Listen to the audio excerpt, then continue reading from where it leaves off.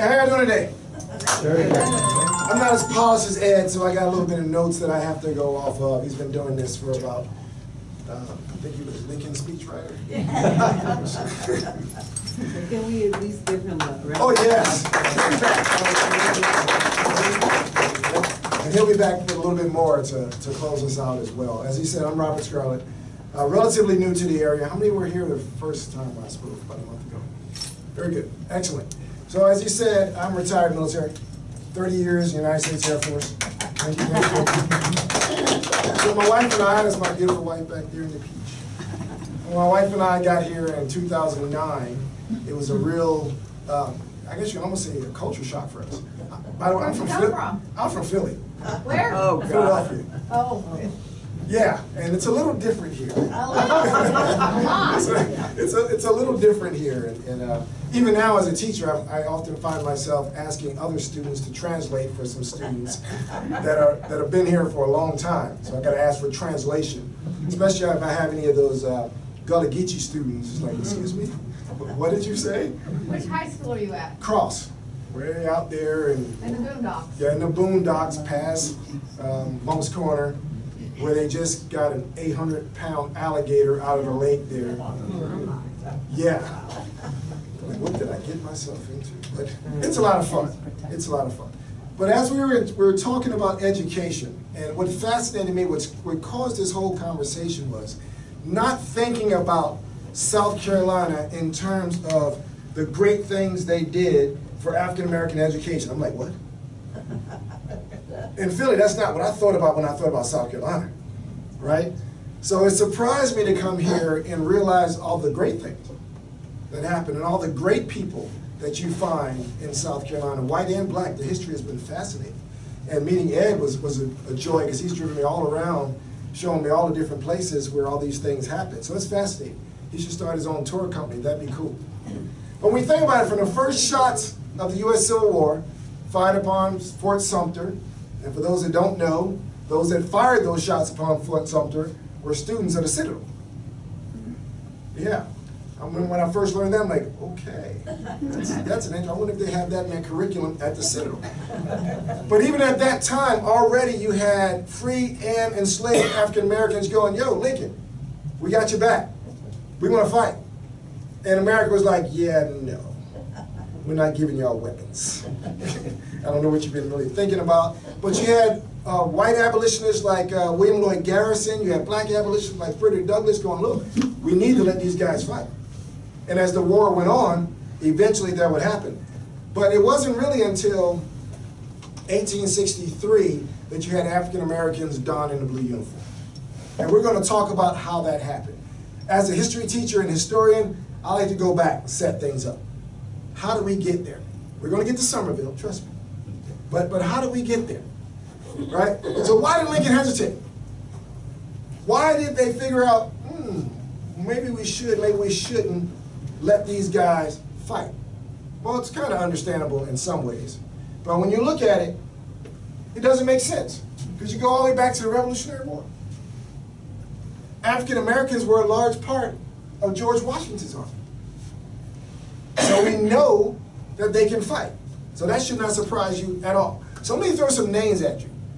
Raise your hand if you recognize any of these American heroes. Salem Poor, Prince Whipple, Peter Salem. All right, got a Peter Salem. Prince Hall. There, oh, got a couple there. Oliver Cromwell. Yeah, a few more there. See, Peter Salem and Salem Poor, they both fought at the Battle of Bunker Hill. Salem Poor is celebrated in Boston for killing British Major John Pitcairn. So he's actually have a statue of him there. Where? In Boston. So to see that type of celebration is always heartwarming, especially in places like Boston even today. Prince Hall, free Negro. You've probably heard the name before. He's the founder of Prince Hall Masons, the first black Masonic lodge in the history of the United States. And he was a free black man, but he also fought in the Revolutionary War. Where? Along with George Washington. Huh? Where at? The same thing, Boston. Okay. All these guys were in Boston. You sound like you got a little Boston connection there. Well, you know, I got South Carolina history. Okay. Oh, okay. That's Okay. where I'm born, you know. Okay. I haven't been to Boston to learn all that. So when you look at guys like Oliver Cromwell and Prince Whipple, these guys crossed the Delaware with George Washington during the Battle of Trenton. A lot of people are like, what? Because if you look at this famous picture here, which, let me be clear, this painting was made 100 years after the war. It's not the most accurate thing in the world, but you got George Washington standing there, and you got a black man rowing the boat. Going all the way back to Revolutionary War time. So these guys were only part of the 5,000 African Americans that fought in the Revolutionary War along with George Washington. 5,000. But that's not to mention the 20,000 that fought on the British side. Why did they fight on the British side? Freedom. Offering freedom. There you go. Whichever side offers me freedom, I'm down with it, right? And Lord Dunmore, the British governor, said, hey, he put out a proclamation, you guys come fight for us, we will set you free. And they did. And they did for many of them. It didn't work out well for all of them, but for many of them, they got their freedom that way. So you would think that with that history, we would know that these guys can fight. And we should use them when they're volunteering for our country. So a lot of you guys have seen movies, television over the years, programs, and so forth. So I'm sure somebody here can tell me which state was among the first to enlist black folks or to have black folks fighting for them during the Civil War. What state? Massachusetts, right? You see that in the movie? Really? Yeah. Guess what? It's not Massachusetts. It's South Carolina. Wow. It is South Carolina. The first South Carolina volunteers. They were among the first, along with places like Louisiana and Kansas, to bring African Americans together to fight for the Union. Okay? Now the first of those was General David Hunter over in the Sea Islands. He got those Gullah Geechee folk together, about 500 of them. Not all were volunteers. Some of them were like, here, take this, come with us, you're going to fight. But they didn't have that political backup, so they didn't really last that long. But they were the first ones. They were fighting in 1862. Can anybody tell me why it's significant that African American troops were fighting for the Union Army in 1862? Why is, not you, Dr. West. I know you know. Anybody? Yes. Well, the Union Navy had taken over the Port Royal area there, Very true. and so they were protected, Very true. and so it was safe for them to join, to leave plantations or were in the area there, and to join the Union. I feel like taking notes. That's a little deeper than I was going to go. So I got to remember the Port Royal connection there. But I was going to be real simple. It wasn't legal for African Americans to join the Union Army until the Emancipation Proclamation. So the fight in the Emancipation Proclamation is 1 January 1863. So for blacks to fight in 1862, that was a crime. It was actually a crime. But General Hunter did it on his own. Nevertheless, first attempt, 500 men, didn't really survive, but after the Emancipation Proclamation, and part of that was the Militia Act. That Militia Act authorized the Union to enlist African American soldiers. So then we have the official 1st South Carolina Volunteers under the command of Thomas Wentworth Higginson. You ever heard of him? It's part of your South Carolina history. They didn't teach that to y'all in school. That's why we're here. And that's why we do this series. It's amazing how much South Carolina history is not in the books, right? Have you heard of them before? Yeah, I was hoping so. The South Carolina history teacher. Teach it like they used to in South Carolina. There's a lot they don't teach in South Carolina. Could that possibly change? Well, it does at Cross High School, because I wrote the curriculum from African American Studies for Berkeley County and got it adopted. Myself and a young white teacher by the name of Jessica Olin, who 2 years later quit teaching for whatever reason. That was a great loss, because Jessica was amazing. She was absolutely amazing. So yes, bringing that history to life is, as you can tell, a bit of a passion of mine. I love bringing that history to life. So early recruits were large Gullah men from South Carolina, Georgia, from the Sea Islands, and that first unit, the first official unit, included 100 men from that original non-sanctioned group of volunteers. 100 of them still came out and wanted to volunteer. So when the unit was officially accepted, it came in as the 33rd United States Colored Troops. That was their official designation once they were authorized by the Emancipation Proclamation. Now, one thing you have to remember about African American troops, they face special dangers. Battlefield is bad enough, but they face special dangers. One horrifying example is the massacre at Fort Pillow. Fort Pillow, Confederates won the battle. The black unit surrendered. Their officers surrendered their arms. They gathered them all together and shot them. Massacred the whole unit. And the commander of that Confederate unit was a good old friend of ours, even to this day. He's the founder of the KKK. Nathan Bedford Forrest was the commander of that unit. So I guess kind of a precursor to his future career on how he would treat people. But yes, but also President Jefferson Davis for the Confederacy, he put out a proclamation. And he said, members of the regiment would not be treated as prisoners of war if taken in battle. The enlisted men were to be delivered to state authorities, to be auctioned off, or otherwise treated as runaway slaves, while the white officers were to be hanged. Not exactly rules of war. Right? Not exactly rules of war. So nevertheless, 180,000 African Americans joined the Union Army, despite those additional threats. I like to kind of dramatize that with my students. I'll say, all right, I want y'all to imagine this. You have a slave owner. He's whipped you a few times. He's abused your wife, abused your children. Then somebody come up to you and say, hey, I'm gonna give you a gun and you can kill slave owners. Sign me up, right? So recruitment, I'm sure, was not a huge problem. Inspiring them to come out and take those weapons was probably not a huge problem, but they did it. 10% of the Union Army was African American by the end of the war. 10%. And it took Lincoln a long time to make that move as well. All right, time to bring it a little closer to home. Focus on my main group that eventually settled right here and stayed right here in Summerville, South Carolina. But this part also gives me a chance to remind you of something. We're here, our overall theme is the freedom through education at Summerville. Well, you are sitting in the Summerville Dorchester Museum and Research Center. Most of the research for this talk was done in our research center.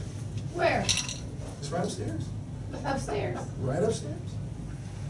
You didn't know we had a research center, huh? No, it didn't tell me.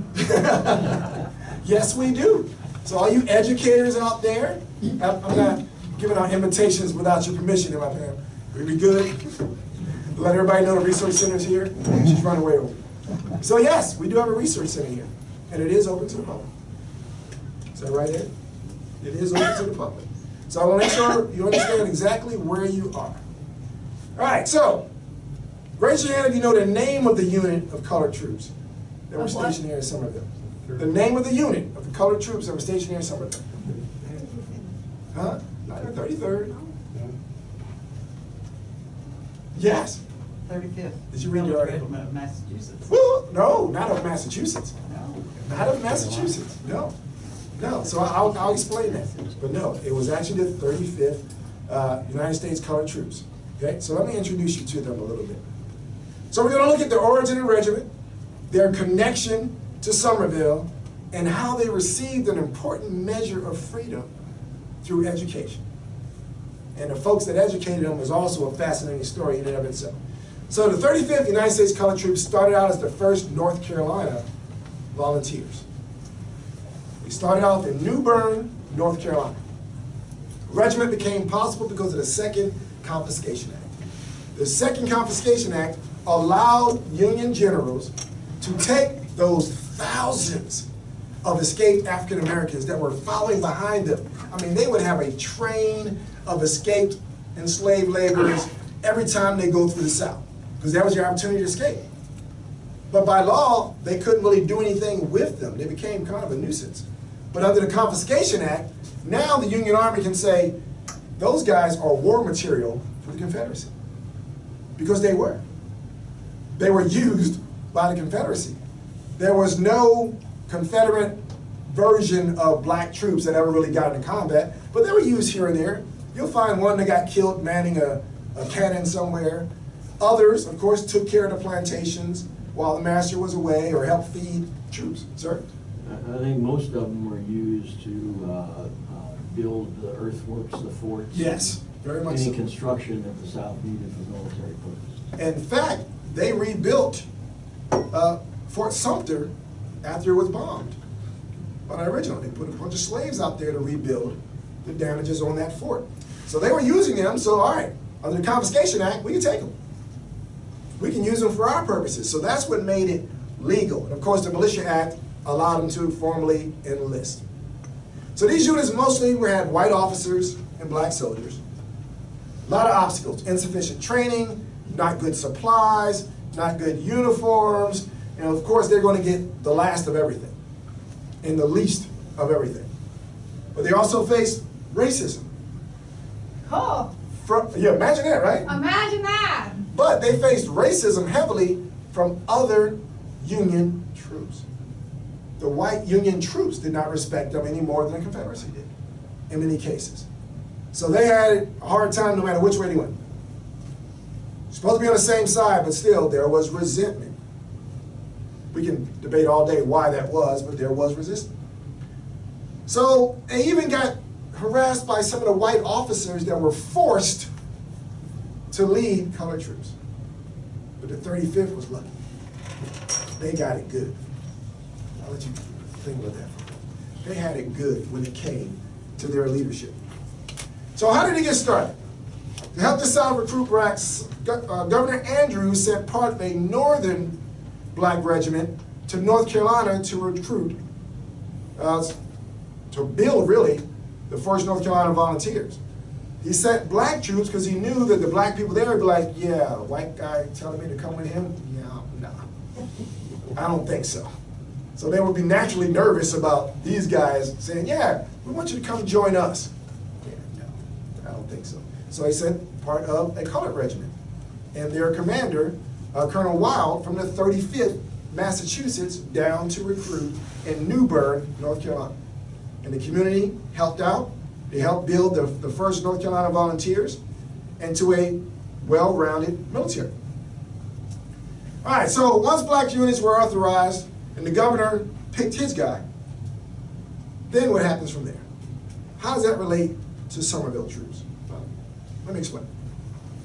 So after they finally said, all right, I trust you guys black soldiers, we're going to join up with you, Andrew also realized he needed a certain type of white officer in order to lead this first black regiment. So he had to figure out, okay, who would lead black troops, respect them as men, trust them with weapons, and actually train them. We need a special kind of officer. So let me ask you this question. Can anybody in here tell me who Harriet Beecher Stowe was and why she was important in antebellum America? Yes? She wrote the book Uncle Tom's Cabin, She wrote it? and it showed people what was going on. They didn't know. Exactly. She wrote Uncle Tom's Cabin. She highlighted the atrocities that were going on in the South. And what that one book did was get a lot of people in the North to become abolitionists. To say, and before they felt like, yeah, we heard this thing called slavery going on mainly in the South. We don't see it. They're making some people work. That's bad. But you read Uncle Tom's Cabin, it's like, oh my God, they did what? They treated them how? So a lot of people, and a lot of it was women in the North. They were reading, they get fired up. They started abolitionist groups. Before you know it, the North is like, hey, we got to stop this. We really got to stop this. So her book was so impactful that when she met President Abraham Lincoln, he is reported to have said, "So this is the little lady who made this big war." That's how impactful that book was. Lincoln credits her with causing the daggone Civil War, when the North said, "No, we can't let this stand in our country. This just isn't right." So once again, how does this relate to our story today? Well, the service commander of the 1st New Regiment, Colonel Wild, selected James Beecher, the brother of Harriet Beecher Stowe. He was the commander here in Somerville of the 35th United States Colored Troops.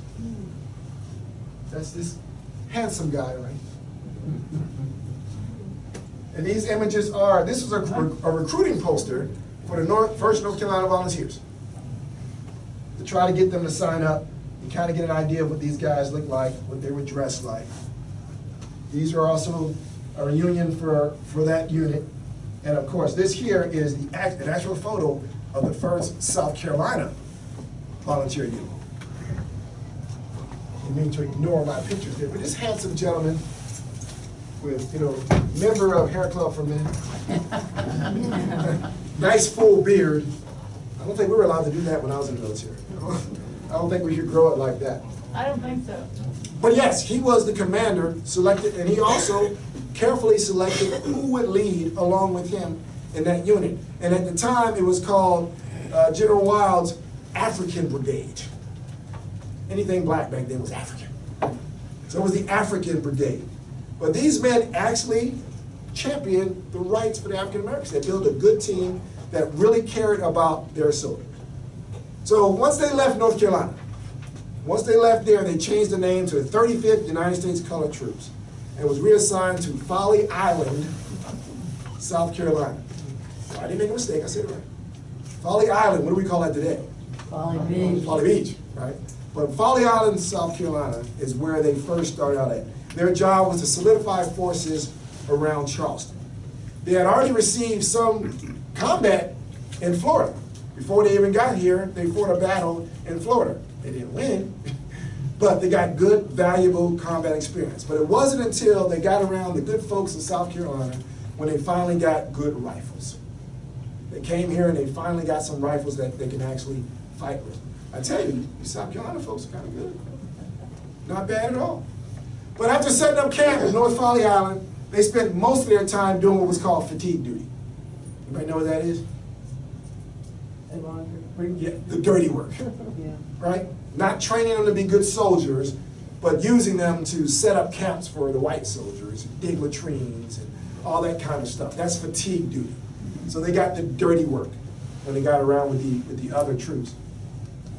So they didn't get much training, but all they really needed was an opportunity to show what they could do. Many questioned the abilities of black soldiers, but Colonel Beecher continued to fight for them, continued to push it out there for them to be respected. According to the regiment's official descriptive books, the regiment included 1,098 men who served over time with the 35th. They were made up of former slaves and free blacks of all ages. The youngest to sign up was 15. The oldest was 67. Average age was around 23. Okay? But that just shows you the dedicated folks wanted to get involved. They wanted to do their part. So according to the comments in the descriptive books, the experiences of light-skinned soldiers differed very little than dark-skinned soldiers, except in the area of promotions. The light-skinned soldiers were promoted a lot faster, a lot more often than the dark-skinned soldiers. Why do you think that is? They were mixed, most likely. What does that mean? Oh, they were raped. Their parents were raped. Yeah, Something, and then they were house- usually the children of slave owners. So they were half white. So they got promoted a lot more often. It's kind of like if you look at the history of a manumission, which slaves got set free. It was usually the children of the slave owner who would be set free. Okay, so according to this, although the unit was originally assembled in North Carolina, several from South Carolina joined once they got to Folly Island. Then the South Carolinians started to jump in there.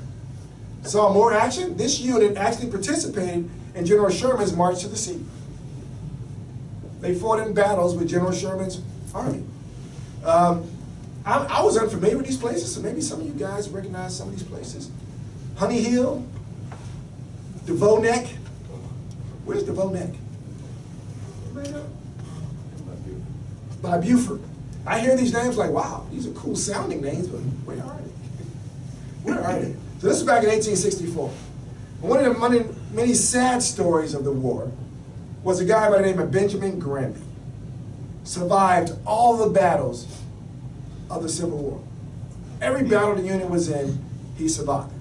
Then here in Somerville, right around here, in the Red Hill area where the hospital was, he died of smallpox.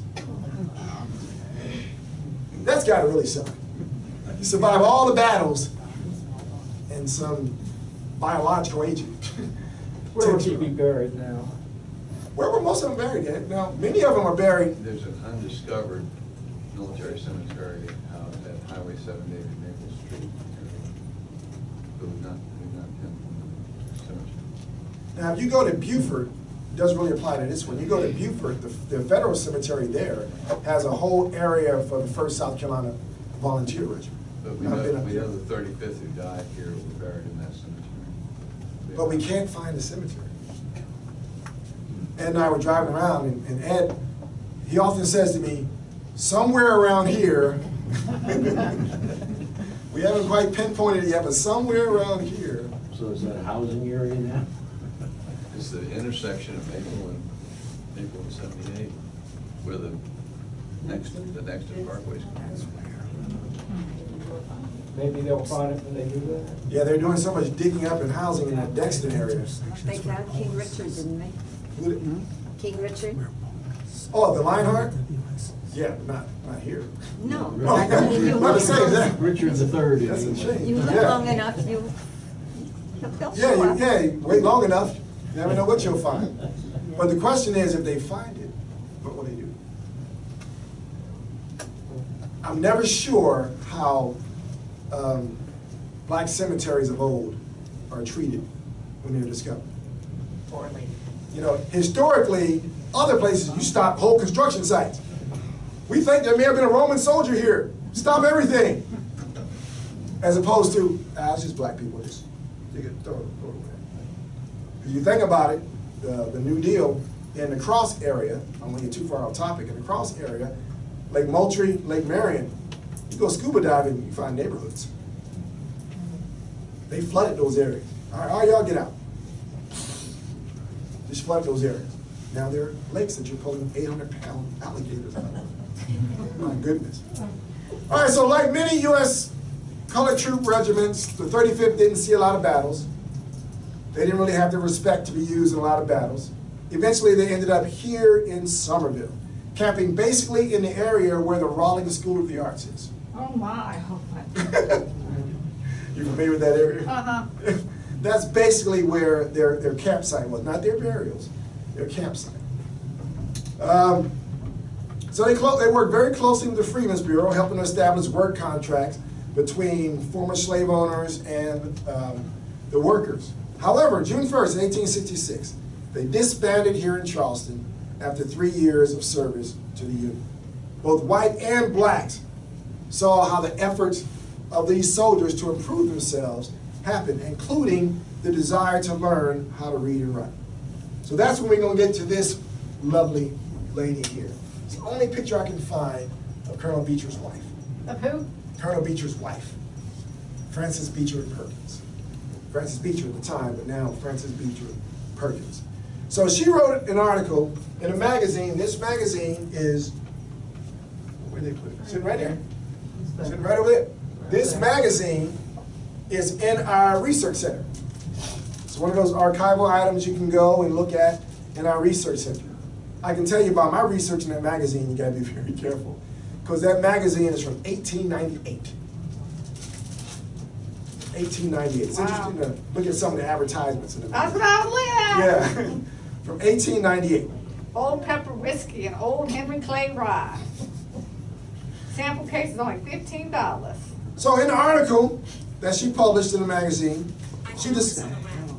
She discussed her efforts. Somebody fact checking me already? Man, that was fast. At least wait till I finish and gone. So she discussed her time training and teaching those soldiers. And I'm going to do a few direct quotes from her. This is from Frances Beecher Perkins, and you'll find that in the magazine. She says, "I may truly say that during my whole time in the South, I saw no regiment more manly in appearance, none with straighter line or better drill, nor any more worthy of their uniform than that which was then called the 1st North Carolina Colored Volunteers." She goes on to talk about her discussion on education with these troops. "My mornings were spent in teaching the men of our regiment to read and write, and it became my pleasing duty and habit, wherever our moving tents were, there we'd set up a school. Sometimes the chaplain assisted, sometimes the officers, and the result was that when the men came to be mustered out, each one of them could proudly sign his name to the payroll in a good legible hand. When enlisted, all but 2 or 3 of them were obliged to put a mark to their names as written by the paymaster." So that's what this is. So the paymaster would write John Jones with a space in the middle. So most of the illiterate soldiers would just put an X right there. That's what it means when he said, put your mark. I always wondered growing up, how are you going to go look at it later and figure out who put that X there? If all it is an X, but now I understand. They put their name, and they just put the little X in the middle of that. But this is what I want you to understand. Signing your name, to them, symbolically, now I'm a man. I'm no longer just a soldier. I'm no longer just a laborer. I'm no longer a slave. I'm now Sergeant Jonathan Jeffries. I am now Private William Henry. And then after that, that also translates into after their time in the service. Who am I now? I am Mr. Jonathan Jeffries. So it doesn't only change how they view themselves, it also changed how they expect and how they demand other people to see them. What will you accept? That's one of the things, if you look at the history of World War I, and the African Americans that came back from that, we call them the New Negroes. Because during World War I in France, they were treated as men. They were respected. There were no limitations. There was no segregation. So when they came back, like, yo, I expect my own country to treat me the same way.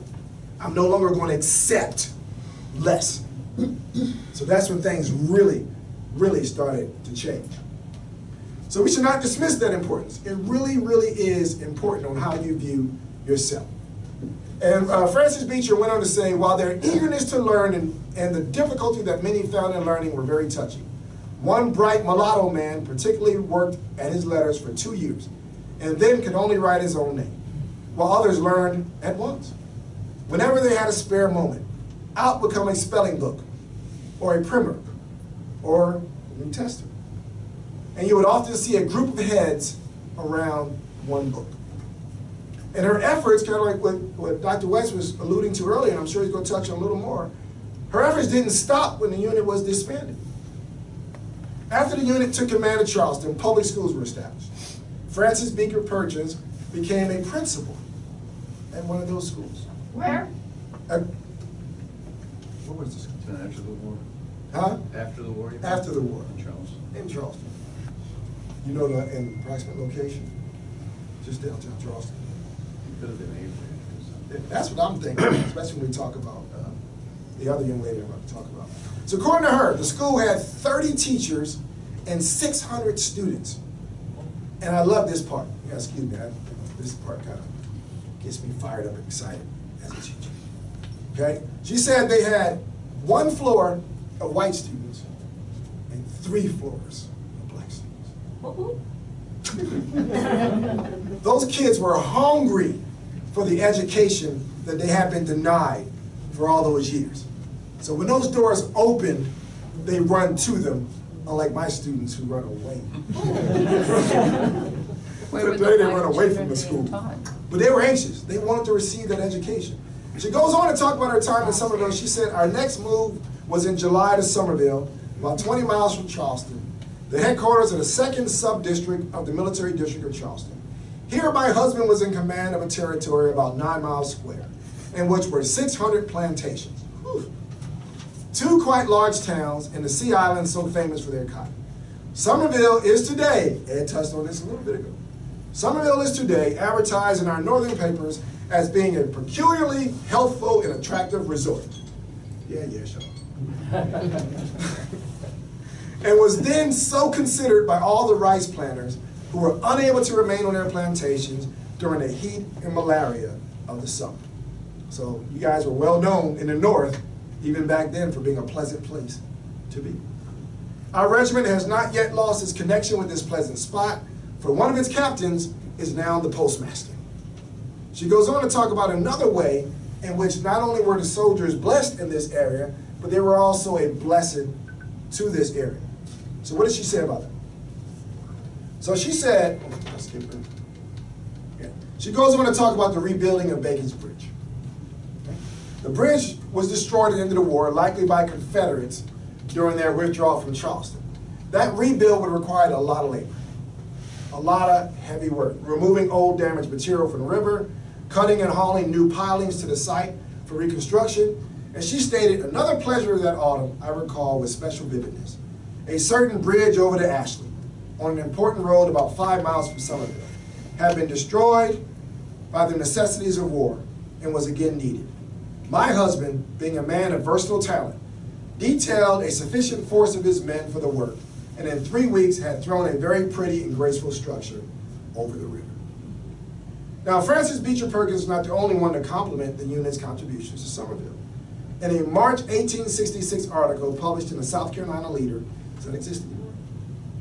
Be cool if that paper still existed. The author writes about the 35th. At Somerville, they are opening the schools and striving by all the means in their power to get knowledge and fit themselves for a better life than has been the lot of some heretofore. The schools are under the charge of Miss Beecher and Miss Parker. Miss Parker was an African-American teacher trained at the finishing school, most likely what's now the Avery Center, and are well conducted. The roads and bridges are being repaired, and the town is coming up to its old standard. Things were clearly looking up, but don't just take my word for it. So I want to really finish directly with the men themselves. Men of the 35th wrote letters to the editors, local editors of that newspaper. Here's one. It says, Mr. Editor, I feel like there is a good time coming when not only the citizens of the U.S., but all citizens shall enjoy the rights of American citizenship. But I can say that Company G, 35th Regiment, are doing now what they should have done all along, and that is to get an education. We can boast of a first-rate teacher, and I hope that God will bless him, and likewise our captain. We are enjoying ourselves here very much and dividing our attention pretty equally between the useful and the ornamental. Signed, Sergeant C.W. Pugh, Company Y, or Company G, 35th Regiment. And then Sergeant Simon Scott, Company I, 35th Colored Troops. He also posted an article in the paper. I am very thankful to the Lord. I'm very thankful that the Lord has been so good to us and all the Union armies. I pray that the Lord may have this state so settled that everybody may, if they will, make their own support by their labor. You will see yourself that something can be made of the black man, as he has been proved. It makes a great many white people mad to see the colored man go straight forward for his rights. May we live to see our country give us our rights, and so live in this world, that the world which shall come after death will be pleasant to us and enjoy the celestial home of our Father and Savior, Jesus Christ. This is my prayer. Amen. So I want to just hit you with one last little note of history that kind of shows how racism can hide history, how a lot is lost just based off of racism. So according to the information in Harvard University Library by historian David Blight, during the Civil War, the Confederate Army used the Washington Race Course and Jockey Club in Charleston at Hampton Park. Anybody ever heard of that? Oh, yeah. As an open-air prison for Union captives. More than 260 Union soldiers died from disease and exposure and were hastily buried in a mass grave behind the grandstand. After the war, local freedmen, including members of the 35th exhumed a mass grave. This is an actual photo from that time. Exhumed a mass grave and reburied the soldiers in a new cemetery with a tall whitewashed fence inscribed with the words "Martyrs of the Race Course." On May 1st, 1865, more than 3 years before the officially recognized start of Memorial Day, this unit, along with the 54th Massachusetts, and over 10,000 people, mostly freed slaves, staged a parade around the racetrack. In keeping with our freedom through education at Somerville theme, 3,000 black school children, many of them undoubtedly educated by Francis Beecher, carried bouquets of flowers. This event is not chronicled anywhere in South Carolina's official history, most likely because it did not fit into the narratives of the lost cause. This official ceremony clearly qualifies as one of the earliest observances of Memorial Day. So let me give you one last quote from Francis Beecher Perkins. "I must say a word of the Army work which came under my own eyes. It was stripped of supplies for the Charleston Army, then by that army on its retreat, again by the Coast Division of the United States Army, and continually by scouts and bushwhackers. It was a difficult task to bring order out of all this confusion and to convince men that the reign of peace had begun." No matter how she viewed the ending, I'm confident the education received by these men and local children enhanced their lives and brought them a little closer to achieving freedom through education at Summer. I'll pass it back to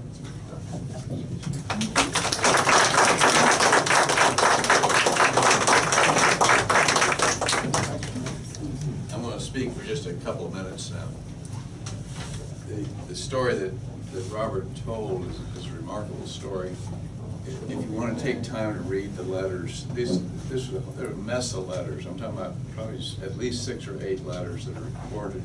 But you can find them online, by the way, of the men who had no chance at education in 1863 were writing letters like this in 1865. At Somerville was rector at the end of the war. There was almost nothing here, but this man was teaching at the free school, and he continued to teach indigent white children at that point in Somerville. This is John Gadsden. He was the son of Philip Gadsden, who was the original rector at St. Paul's Church when the church was founded in Somerville in the 1830s. The free school continued then with white education.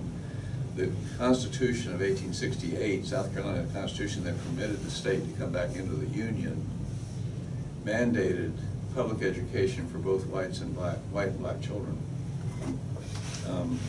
Mandated the school establishments for it. The legislature did not fund it. What was going on though, and very quickly when the 35th got here, virtually at the same time, New England missionary people were coming down here to see about black education. And one of the people that came down here very early was this lady here. Her name is Esther Hawks. Esther Hawks had an MD degree in Massachusetts, tried to join the Union Army as a surgeon, and was denied because of her name Esther, I guess. She named George or something, she probably got in, I don't know. So she tried to be a nurse, but the trouble with nurses in those days is if you were pretty, you couldn't be a nurse. They decided she was too pretty to be a nurse, so I was into that. Teachers, they had lower standards about these things. She became a teacher down at Beaufort, and she was representing a group that had organized during the war called the New England Freedmen's Aid Society. The New England Freedmen's Aid Society was basically a coordinating committee in Boston. The society itself was a group of local town societies that raised money and hire individually towns now would raise money and hire a teacher. They would know the teacher personally. Commonly, the teacher was from the town. They hired the teachers. The teachers were passed by this board in Boston as qualified to go south when the war permitted it. One of the first areas to be returned to federal control was around Beaufort. And so this stuff started down at Beaufort, and you may have heard some of the stuff is going on down at the Penn Center at Beaufort. This is how this is all fits in here now. So there were free schools, I'm sorry, not free schools, Reconstruction schools were being built on the islands between Savannah and Charleston in 1863, 64. When Somerville in 1865 was occupied by the federal troops, this lady was here in the late spring of 65 scoping out Somerville. And she wrote a book, it's actually a diary that she kept. It's a very good diary of events, and she describes her time in Somerville, coming through and seeing what the situation was. In the fall of 65, a school was established here under a lady named Jane Hosmer, who was from Concord, Massachusetts. Jane Hosmer School was a very popular school. It was probably where the Confederate Hospital was on Red Hill, which is near Rollins School, Rollins up on South Main Street. The original meetings were probably in hospital facilities. I really don't know where they met. Ms. Hosmer's school, by the spring of '66, had over 100 children in it, and they were black and white children together, which is very unusual. Both male and female, black and white, were all being educated in Ms. Hosmer's school. We have a really great report of just the children in the classroom behaving like kids behave, at all ages and sizes, and basically getting an education. This school continued with several other New England teachers who came down from the New England Freedmen's Aid Society board. They were paid $20, $30 a month. They commonly had a quarters associated with the school building. By 1867, there was actually a school building built on the hill, I think, at right past Rawlings School on South Main Street. It's not there now. Most likely that it was in an area just off of South Main Street, and it was likely a one-room schoolhouse and probably a modest cottage for the school teacher.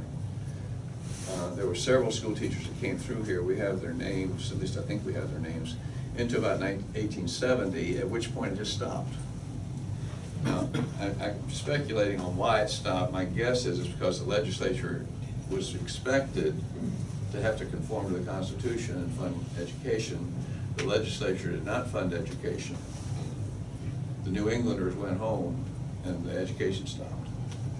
And that's what happened. That's what I think happened. Now the free school continued, the free school board continued. This guy went from Somerville to Charleston and became one of the primary teachers at Porter Goud. He eventually was a principal at what today is called Porter Goud. In those days it was Porter Military, yeah. And he was the primary teacher. His name, Porter, what was his first name? Toomer Porter. Who'd name a kid Toomer? Anyway, that was his name. Toomer Porter was the guy that ran Porter Military Academy downtown Charleston. The bell of Porter Military was the town bell, is what I understand. Toomer Porter lived in Somerville, or I think in Rutherford, or somewhere over there on Red Hill. But he was a local. So this is just really interesting stuff, and it goes on and on. When we come back next month to talk, the third talk, we're going to be telling you about the tea picker school, which is a really unlikely thing. You know, today is what, sweet tea, something or other, right? Well, the sweet tea stuff is Chamber of Commerce. What happened? You got that right. What happened otherwise around here was that there was actually, this is where they commercially grew tea for the first time, successfully, in Somerville. And the way they did it was by working with the indigent black people, the families of indigent black children, and said, we'll give your children education if you let them pick tea in our plantation. It's called Pinehurst Gardens, and we'll pay them the going rate for the labor that they're doing. And so they would turn in their tea at the end of the picking season. They'd turn in the tea daily, and they'd get the money for it, as well as they were going to school throughout the year with free education. Now, this is just an example of where we're going with what's coming on. There are several samples like this of things that were going on here. They're just quite remarkable. And I hope you'll come back and give us another shot. That'll be sometime in October. Okay. Well, thank you. Any questions? So the Beechers, they were gone by 1870? 66 are gone. Because during Reconstruction, the Northerners were being harassed, right? It was a really, really rough time. The thing is, the first year or two of Reconstruction, the Federal Army was absolutely in charge. James Beecher was like the lord of the manor around here. I mean, he said that's what happened. There wasn't any discussion about it. But eventually what happened was the occupation forces diminished, the presence diminished, and the power structure changed in the South between 1868, 69, and 76. The power structure changed back into white control again. And this is when the Jim Crow stuff really got started up again. And we'll be talking about Jim Crow stuff, we'll be talking about the way textbooks are affected and things like that. We have the rifle clubs and all that. The rifle clubs, right. And also, I believe you said that the regiment had around 1,100 in it when it was formed. So did they actually have 1,100 in Somerville? Most likely close to it, yeah. And then it was gradually reduced. The regiment held together for at least a year after the war, I believe. Yeah, I'm pretty sure they held together for a year or so. Yeah. But they were all over the place. There was a company up in St. George, for instance. Oh, okay. And I think there was a company over in Edisto. I don't really know where they were, but I think Definitely they were Edisto. around. Edisto. Yeah. So by 1868, most of them were gone, right? In 67, the regiment was disbanded. 67. But the other, Many of them would the stay other here. areas. Many of them, I think, would have retired. Yeah, and we have families who know that their ancestors came from Eastern North Carolina, but they probably don't know what I just now said. We have some families here in Somerville now. And so when we're talking about that Reconstruction era, a lot of people really don't understand it, don't teach it much, that the South Carolina State House was majority black. Most of your state representatives were African Americans. Right, because they were the majority. They were the majority. When they were allowed to vote, I mean, that was the big thing in South Carolina. And they brought had public the biggest education. black population. They brought public education in South Carolina for the first time. What do you think about the current history books that you're having to work with? Well, let me give you an example. Okay, I was on South Carolina's committee to select South Carolina's state textbooks over the summer, right?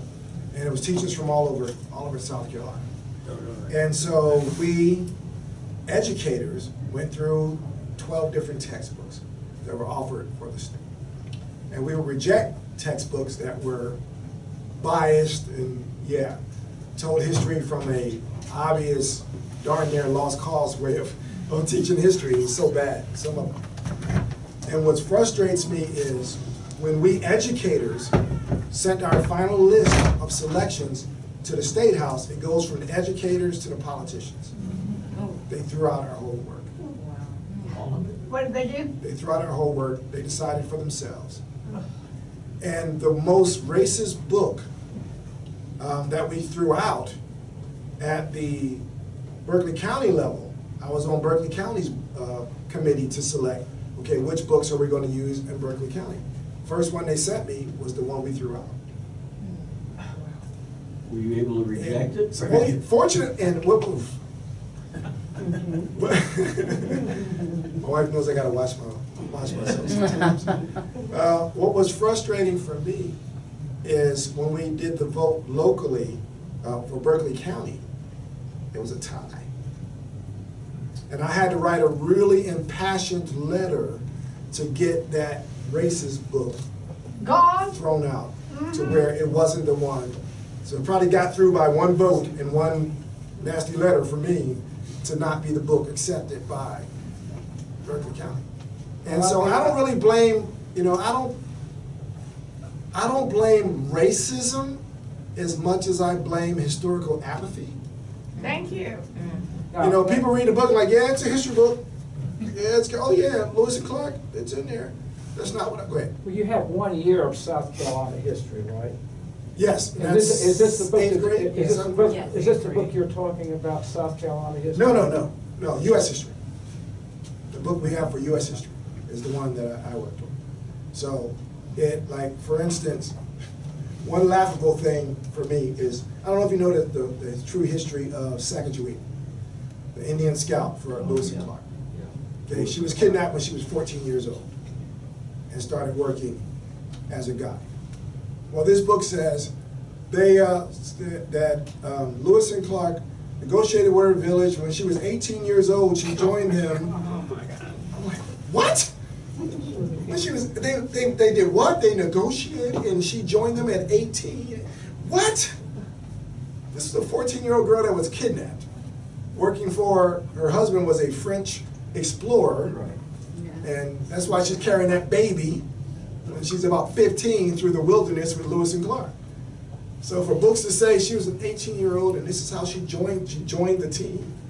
Yeah, that was typical for people to get married and at that age. Yeah, I don't mind if they told the So truth. They but not brought yet. it up into a more acceptable. Yes, period. exactly. Don't change 18 history. or whatever, right? Don't- Can't change history. They're always talking about when guys like me teach African-American history, they want to call it revisionist history. It's not a revisionist history. I'm not changing anything. I'm just telling stuff that other people haven't told. Revisionist history is making her 18 and a volunteer member of that expedition. So the history book, you got rid of the racist one and they got a different one. Yes. Okay. Is that book taught all over South Carolina now? No, that was just the one for Berkeley County. Every county picks for themselves. So in other words, there are racist books being taught in Oh. other counties. Let me Wow. be careful. My job. Keep your job. There are books that I would not agree with. I'm not going to call them racist books. I'm going to call them less than accurate documentations of history in some regards. Because I'll never ascribe anything to someone like they did it for racist reasons. But a lot of things are done just because that's how it's always been done. You know, and that's the story that they learned. That's the version they learned. I was telling my students last week about the old textbooks, the old science books that they just found. It was like, it may have been as much as 10 years ago when the last of these were purged.